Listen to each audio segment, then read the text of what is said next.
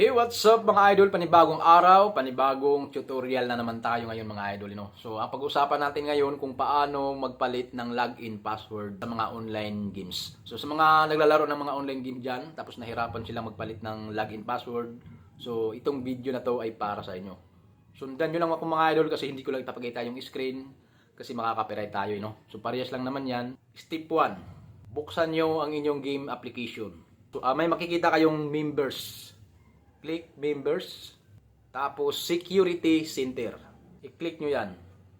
Tapos dito makikita nyo yung change login password. Click nyo yung login password.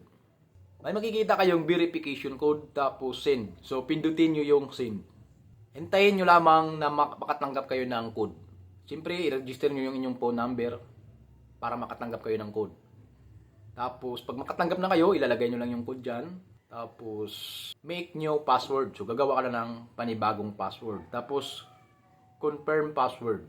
So, kung matapos nyo na yung lahat mga idol, so, isubmit nyo na siya. So, ganun lang kasimple mga idol. So, sana nakatulong sa inyo. Kung mayroon man kayong mga katanungan, so, mag-comment lang kayo at aking babasahin yan. Hanggang sa muli mga idol, maraming salamat po sa inyong panonood.